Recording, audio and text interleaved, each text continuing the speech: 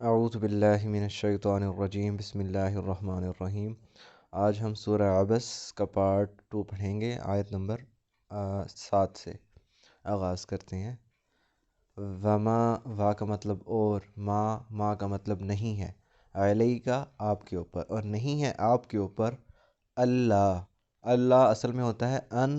اور لا، علیحدہ علیحدہ، جس کو ملا کے پڑھا جاتا ہے اللہ۔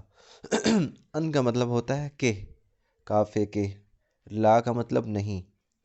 یزکا وہ نصیحت حاصل کرتا، وما علیک ان لا یزکا، اور یہ بات آپ پہ نہیں ہے کہ وہ نصیحت حاصل نہیں کرتے، یعنی آپ نے اپنی طرف سے کوشش کر لی، اب ان کو ان کے حال پہ چھوڑ دو، صرف آپ کی وجہ سے نہیں ہے۔ یہ سورہ اس میں بھی اعلیٰ میں بھی آ چکا ہے۔ وا کا مطلب اور، اما پس بہرحال، من جو، کا آیا آپ کے پاس، یسعی کوشش کرتا ہوا، بھاگتا ہوا، سعی حج میں ہوتا ہے نا، حج میں وہ جو صفا مروہ کے جو چکر لگاتے ہیں اس کو کہتے ہیں سعی کرنا۔ اور سورہ الجمعہ میں بھی یہ ہے نا، یا ایھا الذین آمنوا اذا نودی للصلاۃ من یوم الجمعۃ فاسعوا الی ذکر اللہ، بھاگو الی ذکر اللہ، اللہ کے ذکر کی طرف،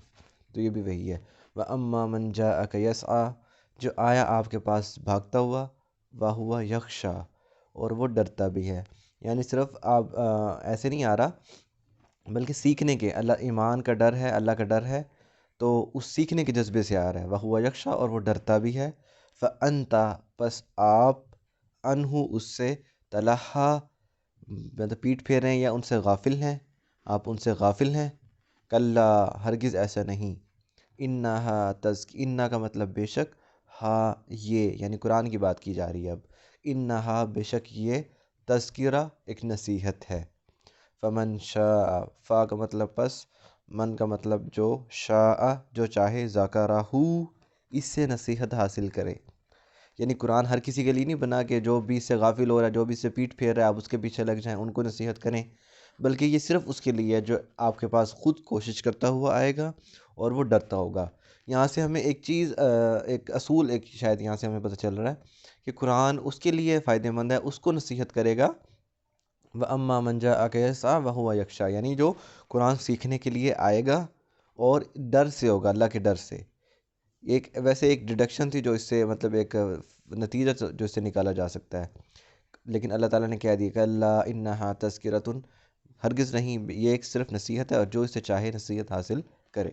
اب اللہ تعالیٰ قرآن پاک کی کچھ پراپرٹیز بیان کر رہے ہیں۔ فی کا مطلب میں، صحفن، صحیفہ، صحیفہ کہتے ہیں جو بھی صحیفے ہوتے ہیں، جیسے پچھلی کتابیں، کتاب کو بھی کہہ سکتے ہیں، مکرمہ، یہ ایسے صحیفوں میں سے ہیں جو عزت دار، اکرم، اکرام، مکرم، اس کا مطلب ہوتا ہے عزت دار، تو یہ عزت دار صحیفوں میں سے ہے۔ مرفوعۃ، مرفوع، رافع، ارفع، اس کا رفع، اس کا مطلب ہوتا ہے بلند یا اونچا،